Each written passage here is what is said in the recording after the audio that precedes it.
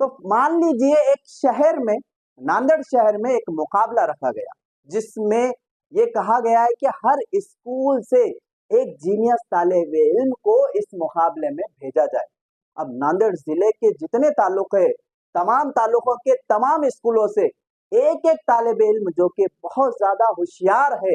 اس کو بھیجا جا رہا ہے، اور اگر اس مقابلے میں کوئی ایک اسکول کا بچہ جیت حاصل کر لے، مان لے کہ مولانا ابوالکلام اردو ہائی اسکول کا بچہ طالب علم اس مقابلے میں جیت حاصل کیا ہے،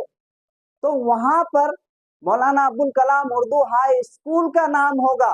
اور مولانا ابوالکلام اردو ہائی اسکول نے اس بچے کو اس اسکول کی طرف سے نمائندگی کر کے بھیجا ہے،